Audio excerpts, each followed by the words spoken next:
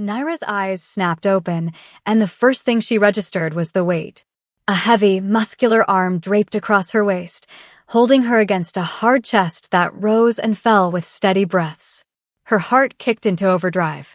The sheets beneath her were silk, expensive, nothing like the cheap cotton she owned.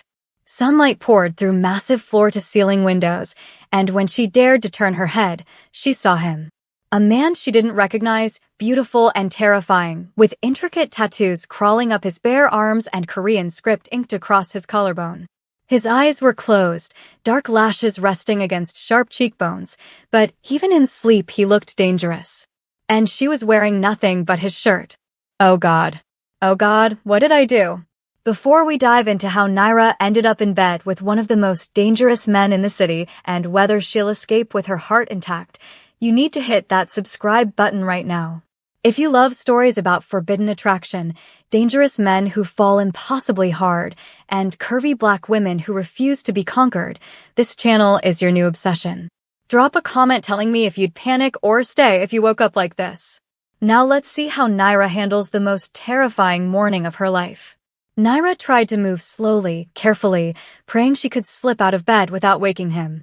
Her dress from last night, that tight black number she'd worn for her shift at the Ember Room, was draped over a chair across the massive bedroom.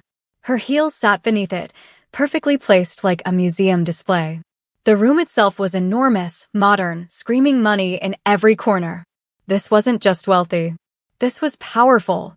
She lifted his arm gently, her breath caught in her throat, and managed to slide toward the edge of the bed. Almost there. Almost free. You're awake. His voice froze her blood. Deep, controlled, with the faintest accent that made each word feel deliberate. Naira whipped her head around to find him watching her, dark eyes fully alert as if he'd been awake the entire time. Waiting. Who are you? The words came out sharper than she intended, fear making her defensive. She clutched the sheets to her chest even though his shirt covered her to mid-thigh. Where the hell am I? He sat up slowly, and the movement revealed more of his body. More tattoos, more scars, more evidence of a life she couldn't begin to comprehend. He reached for a glass of water on the nightstand, took a drink, utterly calm while she was spiraling into panic. You're safe, he said finally. That's all you need to know right now. Safe. Naira's laugh was bitter, high-pitched. I wake up in a strange bed, in a strange place, wearing clothes I don't remember putting on, next to a man I've never seen before, and you think telling me I'm safe is going to help? You were drunk last night. 3 men followed you out of the club when your shift ended. They had plans for you. He said it so matter-of-factly, like he was discussing the weather. I intervened. The memory hit her in fragments. The end of her shift at the Ember Room. Walking toward the subway, exhausted, feet aching in her heels. Footsteps behind her, too close, too fast. Hands grabbing at her purse. A scream caught in her throat. Then nothing but darkness and the vague sensation of being lifted, of strong arms and a voice speaking in a language she didn't understand. She couldn't finish the question. The shame and fear mixing in her throat made it impossible. No. He said it simply, without offense or defensiveness. I don't touch women who can't consent. You slept in my bed. I slept in the chair. He gestured toward a leather armchair by the window, and for the first time, Naira noticed the blanket draped over it, the indentation in the cushion. You were safe. She studied his face, searching for the lie, for the trap, but his expression gave away nothing. He could have been carved from marble for all the emotion he showed. And yet there was something in his eyes when he looked at her. Something hungry and restrained all at once, like a predator who'd decided not to pounce. Yet, I need to leave. Naira swung her legs out of bed, her bare feet hitting cold hardwood. The shirt barely covered her, and she felt his gaze track every curve, every inch of brown skin revealed. She stood, determined to maintain whatever dignity she had left. Thank you for whatever you did, but I have to go. There's breakfast in the kitchen if you're hungry. And your phone is fully charged on the nightstand. The casual domesticity of it threw her. She grabbed her phone, checking frantically for messages, for missed calls. Her roommate had texted twice asking if she made it home. That was it. She'd only been gone one night, but it felt like she'd fallen into an alternate universe. The bathroom is through that door, he continued, standing now, and God, he was tall. Well over 6 feet, all lean muscle and dangerous grace. Take your time. I'll have my driver take you anywhere you want to go. Your driver. Naira grabbed her dress, her heels, backing toward the bathroom. Right. Because you're the kind of man who has drivers. Who are you? For the first time, something like amusement flickered across his face. Kael'vas. The name meant nothing to her then. It should have. Everyone in the city knew that name, or at least everyone who paid attention to the shadows. But Naira had spent her whole life trying to stay in the light, working honest jobs, keeping her head down. She didn't run in circles where names like Kael'vas mattered. Well, Kael'vas, she said, one hand on the bathroom door handle, I appreciate the rescue and the not assaulting me, but I don't need a savior. And I definitely don't need whatever this is. She started to close the door, but his voice stopped her. You don't belong in places like mine, Naira Cole. Her blood turned to ice. How do you know my name? Your ID was in your purse when I retrieved it from the men who tried to rob you. He took a step closer, and the room suddenly felt much smaller, the air thicker. But I would have found out anyway. Why? The word came out as a whisper. Because from the moment I saw you, I knew I'd need to know everything about you. He said it like a confession, like a threat, like a promise. Now go. Get dressed. Leave if that's what you want. It is what I want. Then go, Naira. He turned away, giving her privacy she hadn't asked for, presenting his back with its intricate tattoo work, dragons and flowers and Korean script winding across his shoulders. But we both know you'll see me again. Naira fled into the bathroom and locked the door with shaking hands. She leaned against the sink, staring at her reflection in the massive mirror. Her makeup was smudged, her hair a mess, and she looked exactly like what she was, a woman who'd spent the night in a stranger's bed, even if nothing had happened. She should feel relieved, grateful. Instead, she felt unsettled, like she'd just escaped something but left a piece of herself behind in the process. She showered quickly, using his expensive products, trying not to think about the intimacy of it. When she emerged 20 minutes later, dressed in last night's clothes, he was gone. A note sat on the kitchen counter next to a plate of food, eggs, toast, fruit arranged beautifully. Eat. The driver is waiting in the lobby. K. Naira didn't eat. She took the elevator down 60 floors, her mind racing the entire time. The driver was exactly where Kael said he'd be, an older Korean man who opened the door without a word and drove her home without question. As she climbed the stairs to her third-floor walk-up, Naira told herself that was it. A strange, frightening experience she'd survived. She'd never see Kael'vas again. She'd be more careful leaving work. She'd forget those dark eyes and tattooed arms and the way he looked at her like she was something precious and breakable and utterly fascinating. She was wrong about all of it. 4 days later, Naira was in the middle of her shift at the Ember Room, balancing a tray of overpriced cocktails and navigating the crush of Friday night bodies, when the entire atmosphere changed. It was subtle at first. Conversations dropping off. People turning to look toward the entrance. The security team straightening to attention.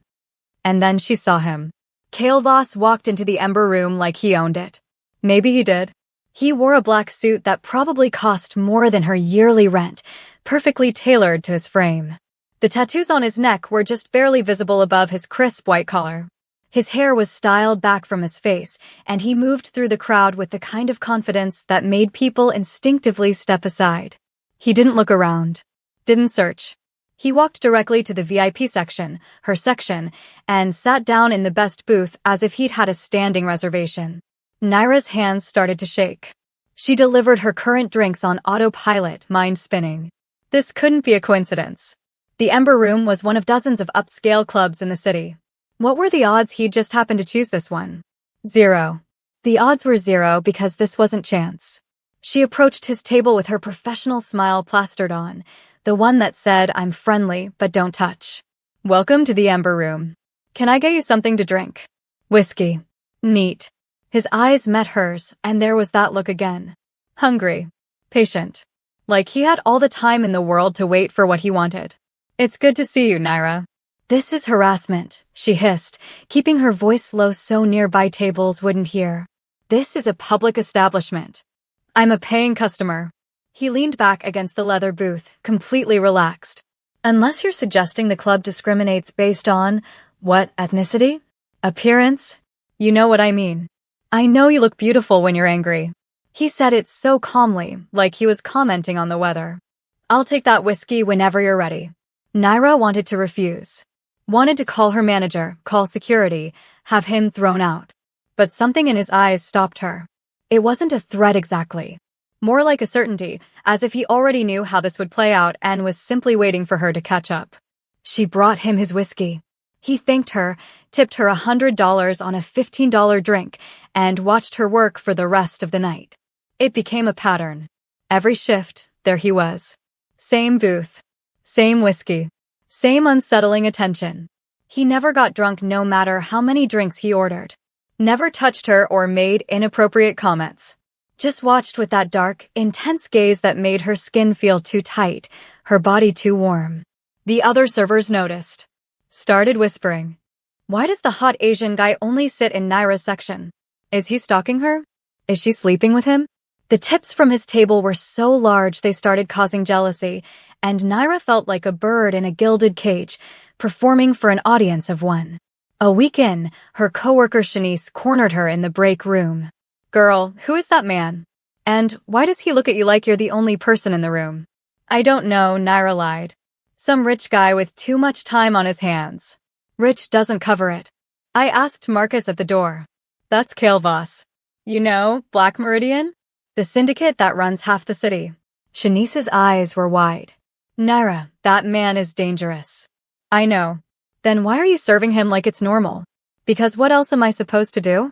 Naira rubbed her temples. Refuse to serve a paying customer? Get myself fired. Be careful. Men like that don't obsess over girls like us for no reason. They want something. Shanice's words haunted Naira through the rest of her shift. What did Kale want? He'd said she didn't belong in places like his, but here he was, coming to her place, her territory. Watching. Waiting. It came to a head on the 10th night. Naira was near closing, the crowd thinning out, when she felt a hand close around her wrist. She turned to find a drunk patron, middle-aged and entitled, pulling her toward him with a grip that would leave bruises. Come on, sweetheart, just one dance, he slurred, his breath reeking of bourbon and entitlement. I've been tipping you all night. Least you can do is be friendly. Sir, please let go. Naira kept her voice professional even as panic rose in her throat. This happened sometimes in nightclub work. Usually, she could handle it, could smile and deflect and get security if needed. But his grip was tight, getting tighter, and his other hand was reaching for her waist.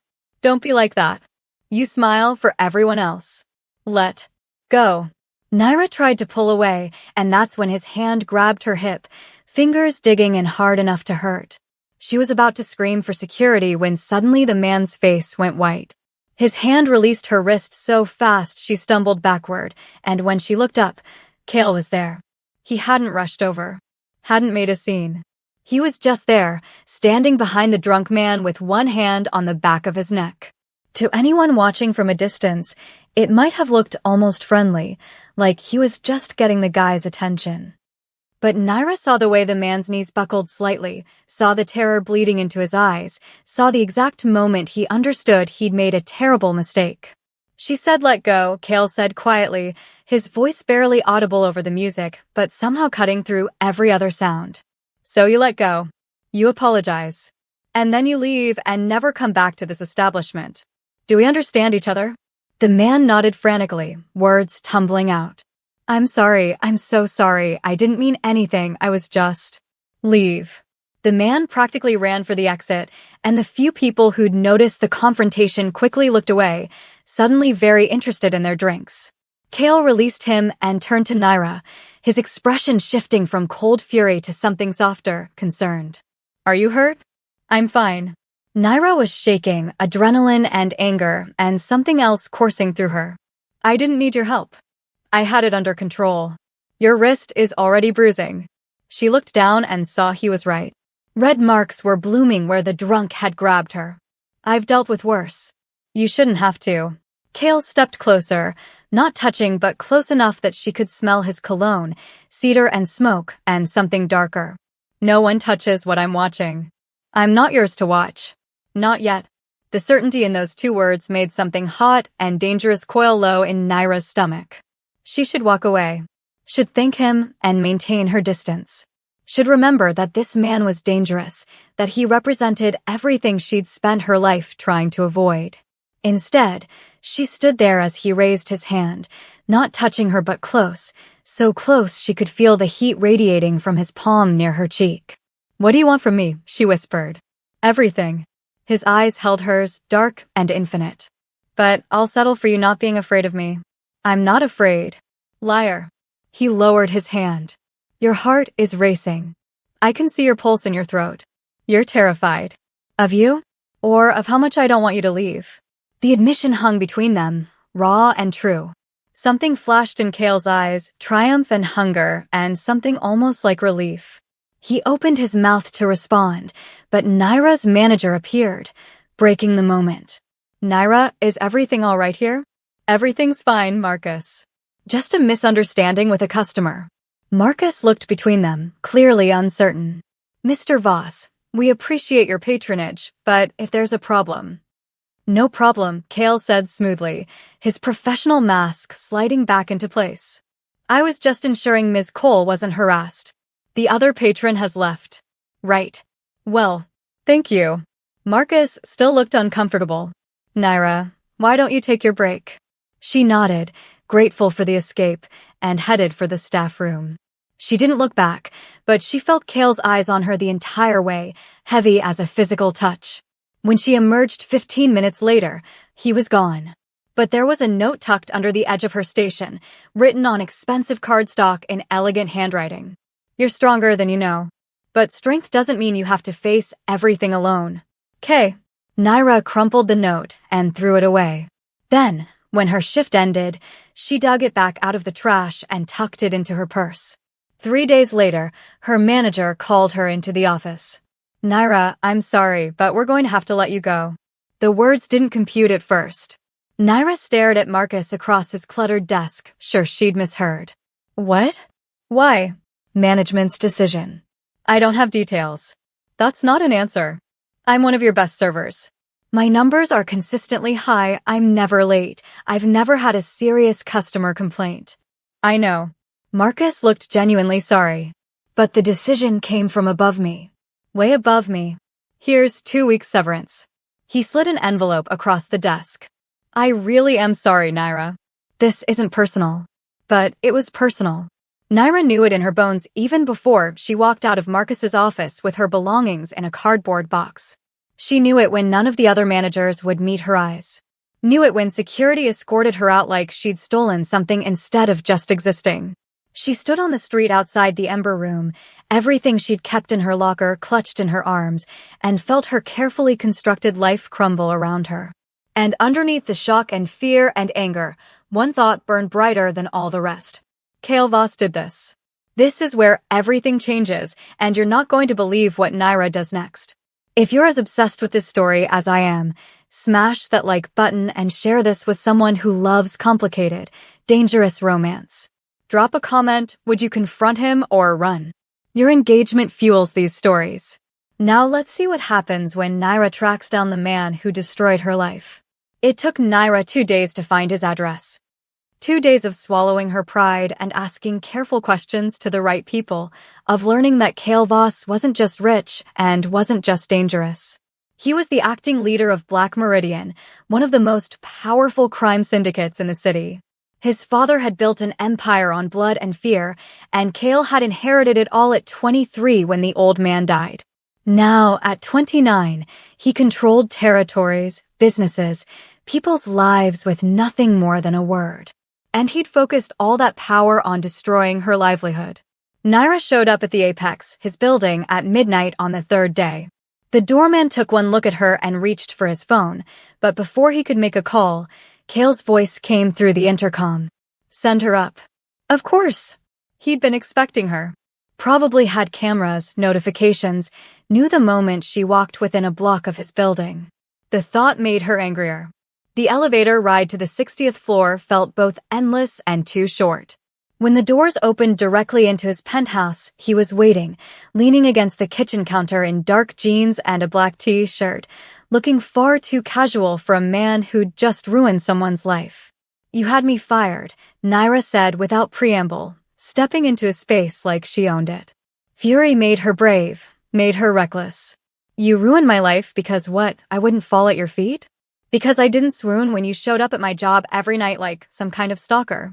I removed you from a dangerous situation." His voice was calm, infuriating in its control. "Those men who followed you that first night? They work for Iron Gate, a rival syndicate. They were watching you because of me, because they saw me protecting you and thought you were leverage." He straightened, taking a step toward her. "As long as you worked there, you were a target. So you decided for me? You just took away my choice, my income, my life." Yes. The honesty of it stole her breath. No apology. No justification beyond the simple facts. Just yes, I did this to you, and I'd do it again. "I hate you," Naira said, but the words came out weaker than she intended. "I know." Kale walked past her to a side table and picked up a folder, held it out. "There's a job offer inside. Personal assistant, chef, companion. The pay is 4 times what you made at the club. You'll live here, in one of the guest rooms. You'll be safe." "Safe? I'll be your prisoner. You'll be protected. There's a difference." "Not to me there isn't." Naira refused to take the folder. "I'd rather starve than be owned by you." "Then starve." He set the folder back down, his expression unreadable. "The offer stands regardless. When you change your mind, and you will, you know where to find me." "I won't change my mind." "We'll see." He moved toward the windows, dismissing her with a gesture. "The elevator is behind you. Leave whenever you're ready." Naira wanted to scream, wanted to throw something, wanted to make him react, make him feel even a fraction of the chaos he'd created in her life. Instead, she turned on her heel and left, pride burning in her chest like a living thing. She lasted 11 days. 11 days of submitting job applications that went nowhere, of interviews that seemed promising until mysteriously, the position was filled. 11 days of watching her savings account drain dollar by dollar. 11 days of knowing exactly who was behind every closed door, every "we'll call you," every rejection. On the 12th day, Naira packed a suitcase with what little she owned, told her roommate she was staying with family, and showed up at the apex with the last shreds of her dignity clutched tight. Kale opened the door before she could knock. He looked unsurprised, like he'd known down to the hour when she'd break. Maybe he had. "I'm here because I chose to be," Naira said, stepping past him into the penthouse. "Not because you own me. Not because you control me. Because I need the money and you've made it impossible for me to get it anywhere else. But I'm choosing this, you understand? Me. My choice." "I understand." Something like respect flickered in his eyes. "Your room is down the hall. Second door on the left. There's a private bathroom. I've taken the liberty of stocking some basics, but make a list of anything else you need." How thoughtful. "The prison comes pre-furnished." "It's not a prison, Naira." "Then what is it?" He looked at her for a long moment, and for the first time since she'd met him, Kale Voss looked uncertain. "I don't know yet." And just like that, Naira Cole moved in with the most dangerous man she'd ever met, and neither of them had any idea what they'd just started. The first week was strange, like living with a polite stranger who happened to be a crime lord. Kale was gone most of the time, disappearing into meetings and phone calls and business Naira didn't ask about. When he was home, he was quiet, controlled, moving through the penthouse like a ghost. But she felt him watching her. Always watching. Naira cooked because that was part of the job and because it gave her something to do with her hands. She cleaned even though he had people for that. She explored the massive penthouse, memorizing exits and windows and the layout like she might need to escape at any moment. She noticed things he probably didn't want her to see. The pill bottles in his bathroom, half hidden behind the mirror. Prescription labels for anxiety, for pain, for sleep. The nightmares that made him wake gasping at 3 in the morning, the sounds carrying through the walls. The way he never really slept, just closed his eyes for a few hours and called it rest. One night, unable to sleep herself, Naira found him in the kitchen at 2 a.m. He stood at the window, staring out at the city like he was looking for something he'd lost. As she watched, he took 3 pills dry, tilting his head back and swallowing them without water, his hand shaking slightly. "Those will kill you eventually," she said from the doorway. He didn't turn around. "Eventually? Is that what you want?" "I want to sleep without seeing their faces." "Whose faces?" "Everyone I've killed." He said it so simply, so honestly, that for a moment Naira forgot to breathe. "Everyone I've hurt. Every choice I've made that can't be unmade. They visit me every night." Naira should have backed away. Should have returned to her room and locked the door and reminded herself that this was a monster, a murderer, someone she should fear. Instead, she crossed the kitchen and took the pill bottle from his hand. He let her, offering no resistance. "When's the last time you ate something that wasn't bourbon or pills?" she asked. "I don't remember." "Sit down." To her surprise, he did, sinking onto one of the bar stools like his strings had been cut. Naira moved around the kitchen with purpose, pulling eggs from the fridge, bread from the counter. She cooked in silence while Kale watched, and something about the domesticity of it felt more intimate than anything they'd shared so far. She set a plate in front of him 15 minutes later. Scrambled eggs, toast, nothing fancy. "Eat." He picked up the fork slowly, like he'd forgotten how. Ate mechanically, without tasting, but he finished everything. When the plate was empty, he looked up at her with something raw in his eyes. "Why are you being kind to me?" he asked quietly. "Because you're human," Naira said simply. "And humans need to eat. Even the ones who've done terrible things. I don't deserve kindness. Let me decide what you deserve." Something shifted in that moment, a crack appearing in the wall between them. Kale looked at her like he was seeing her for the first time, really seeing her, and what he found seemed to surprise him. "You're not afraid of me," he said. "I'm terrified of you. But I'm also not going to let you kill yourself with pills and guilt while I'm living under your roof." Naira crossed her arms. "So here's the deal. You eat real food at least once a day. You try to sleep. And in exchange, I'll stay and do whatever job you've invented for me. And if I don't, then I leave and you can go back to your pills and your nightmares and your slow suicide." For a moment, she thought he might refuse. Might tell her to leave right now. Instead, Kael'vas did something she'd never seen him do before. He smiled. Just a small quirk of his mouth, but it transformed his face, made him look younger, almost vulnerable. "Deal," he said. From that night on, things changed. Slowly, carefully, like ice melting at the edges. Kale started coming home for meals. Started talking to her, not just giving orders, but actual conversation. He told her about his childhood in Korea, about immigrating at 8 years old, about the violence and poverty that had shaped him. She told him about growing up in the South Side, about dreams she'd had before life got in the way. They didn't touch, didn't cross any lines. But the air between them grew thick with possibility, with a tension that had nothing to do with fear and everything to do with want. 3 weeks into her stay, Naira woke to the sound of breaking glass. She ran into the living room without thinking, without grabbing her phone or calling for help, and found Kale standing in the center of the room, surrounded by destruction. His phone lay crushed on the floor. Papers were scattered everywhere. A lamp was overturned. And Kale stood in the middle of it all, chest heaving, his face a mask of cold fury that made her blood run cold. "What happened?" she asked carefully, staying near the doorway. "Someone leaked information about a shipment. 3 of my men are dead. The cargo's gone. Millions in losses." His voice was flat, emotionless, which somehow made it worse. "It was my brother. Riven did this? He's been making moves against me for months. Building alliances with Iron Gate, my biggest rival. And now he's given them everything they need to destroy me." Kale's hands clenched into fists. "My own brother wants me dead." Naira watched him spiral, watched the careful control he always maintained start to crack at the edges. Without thinking, she crossed the room, glass crunching under her bare feet, and took his hand. He flinched at the contact like it burned, but didn't pull away. "You don't know who I am without violence," he said quietly, his eyes finally meeting hers. "I was 8 when my father put a gun in my hand. 13 when I made my first kill. This is all I know. Blood and power and brutality. I don't know how to be anything else." "That's not true, isn't it?" He did pull away then, started pacing like a caged animal. Look at what I've done to you. Arranged to have you fired.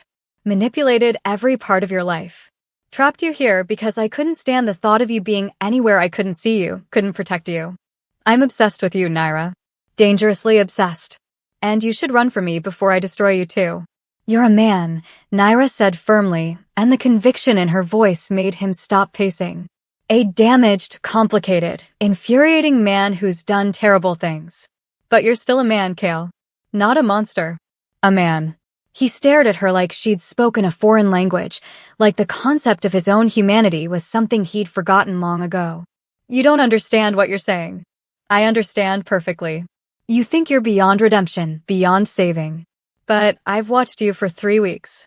I've seen you try to sleep, try to eat, try to be something other than what your father made you. That's not a monster. That's a man fighting to be better. I'll destroy you, he whispered. Eventually, being near me will destroy you. Maybe. Naira closed the distance between them again, stood close enough to feel the heat radiating off his body. But you don't get to decide that for me. Only I get to decide what I can handle. Kale's hand came up slowly, giving her time to move away, to reject the touch. When she didn't, his fingers traced the line of her jaw with devastating gentleness, like she was made of glass, and he was afraid of breaking her. I'm going to fall in love with you, he said, and it sounded like a confession and a threat and a promise all at once. If I haven't already. This is your life, she said, and her voice sounded hollow even to her own ears. This is what loving you means. Running. Hiding. Watching people die. Kale stopped mid-conversation, his eyes snapping to hers.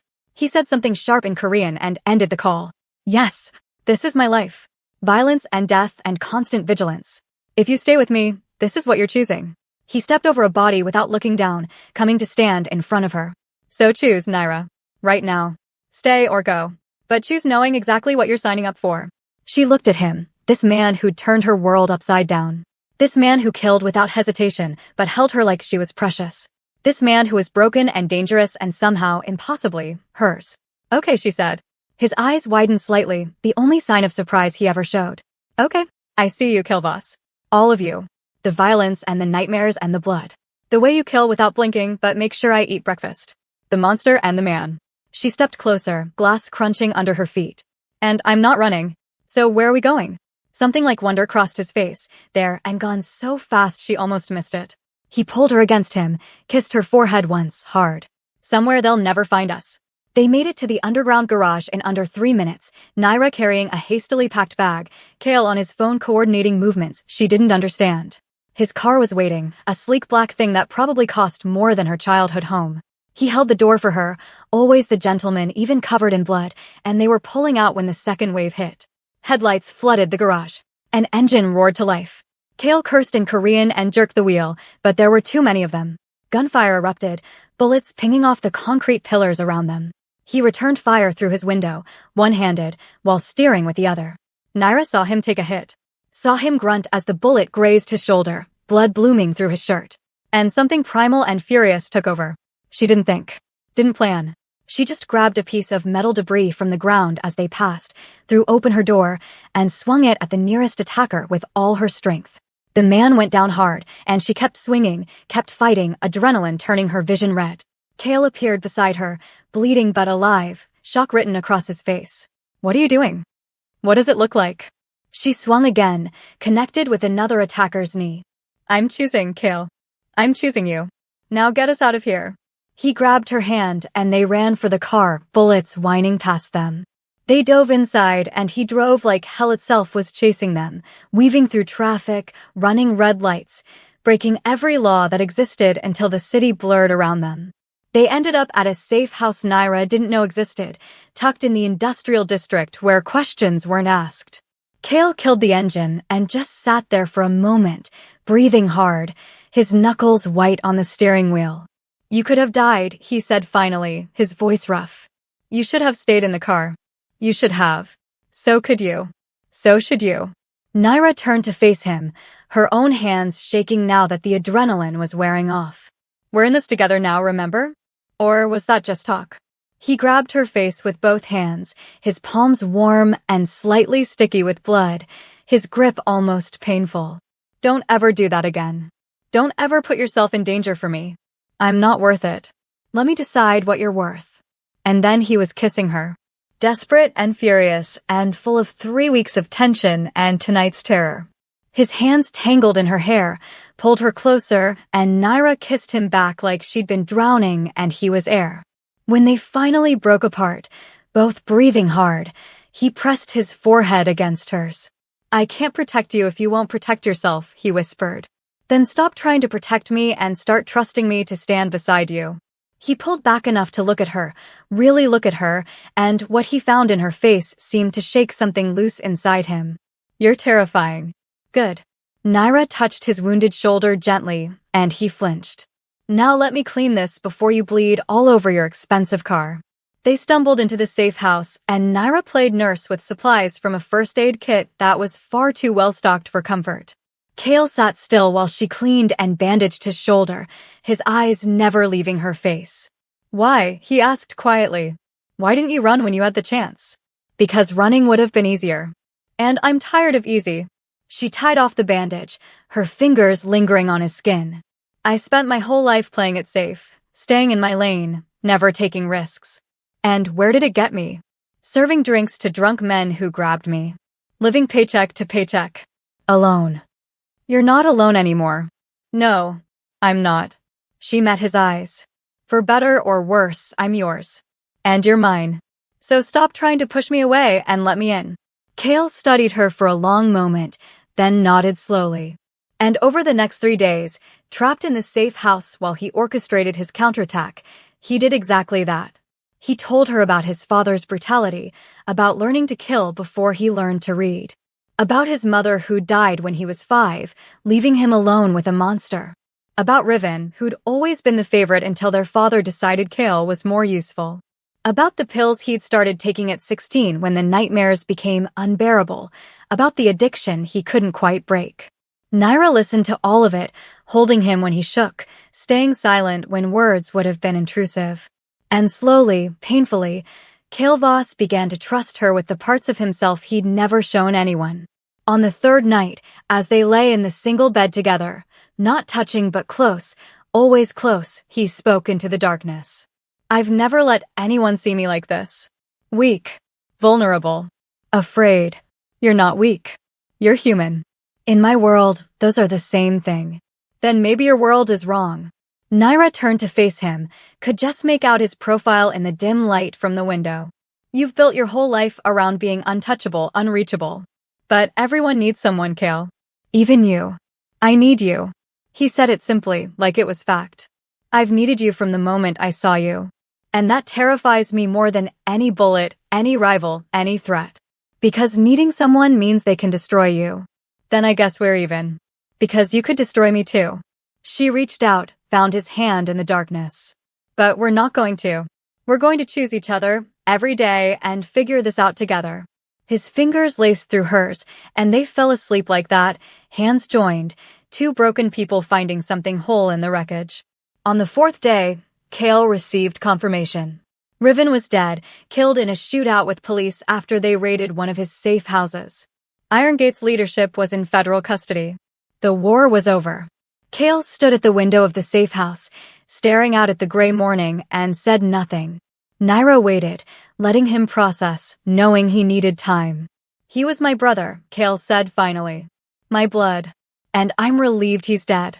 What does that make me? Human. Complicated.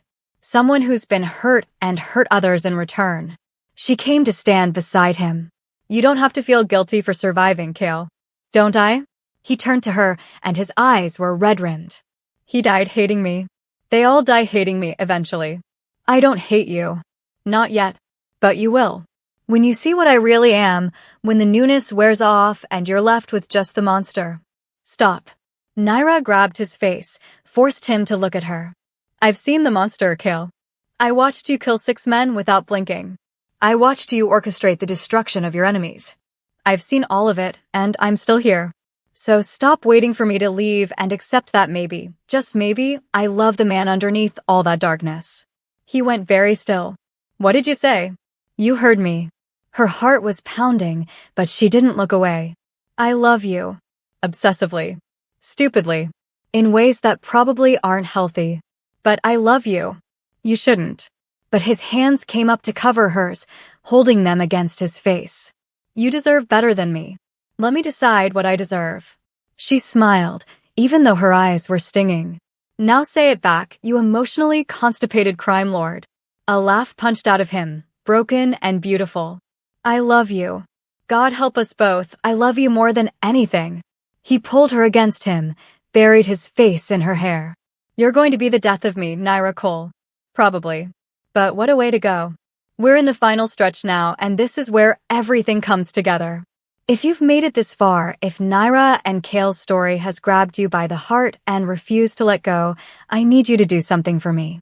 Hit that subscribe button, turn on notifications, and drop a comment telling me what you felt during this story. Did you cry? Did you hold your breath? Did you fall in love with them too? Your engagement means everything, and it tells me to keep creating stories that make you feel. Now, let's finish this. 6 weeks after the siege, Naira woke in the repaired penthouse to find Kale's side of the bed empty. She learned not to panic when this happened. He still didn't sleep well, still woke before dawn most days. The nightmares were worse now that he'd stopped taking the pills, but he said he wanted to feel them, wanted to remember so he could be better. She found him on the balcony, watching the sun paint the sky in shades of pink and gold. He wore only sweatpants, and she could see all his scars in the morning light, the roadmap of violence written on his skin. Couldn't sleep, she asked, wrapping a blanket around her shoulders against the chill. Thinking. Dangerous habit. The corner of his mouth lifted. I'm restructuring Black Meridian. Moving out of some of the more violent enterprises. Focusing on legitimate businesses where possible. Naira raised an eyebrow, coming to lean against the railing beside him. You're going straight? Mostly straight. I'll never be clean, Naira. But I can be cleaner. He turned to face her fully. I want to be a man you're not ashamed to love. A man who might someday deserve you.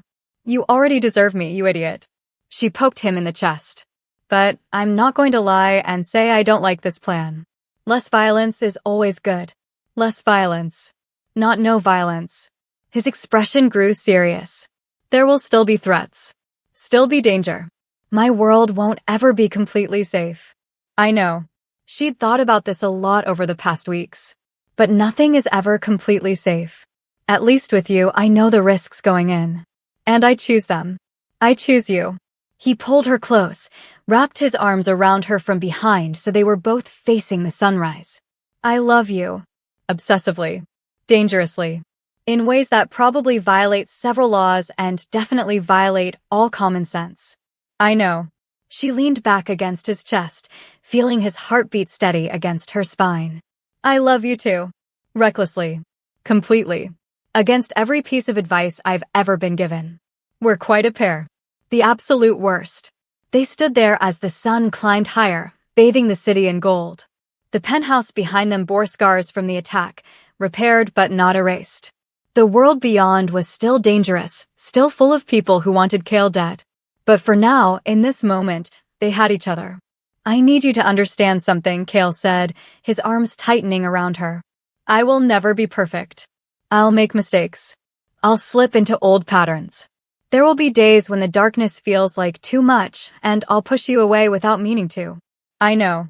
And on those days, I'll push back. I'll remind you who you are and what we're building together. She turned in his arms to face him. You don't have to be perfect, Kale. You just have to try. And let me try with you. What did I do to deserve you? Nothing. That's the point. Love isn't something you earn. It's something you choose and something that chooses you back. She rose on her toes to kiss him, soft and sweet. And I choose you. Every single day I choose you. Even knowing what I am? Especially knowing what you are. She smiled against his lips. You're mine, Kilvas. The violence and the empire and the broken pieces and the man trying to be better. All of it. Mine. Yours, he agreed, and kissed her like it was a promise. They went inside together, and Kale's phone was buzzing with messages, business that couldn't wait. But for the first time in his life, he ignored it. Instead, he pulled Naira back to bed, held her close, and let himself believe that maybe, just maybe, he could have this. Could have her. could have something other than blood and power and loneliness. What are you thinking?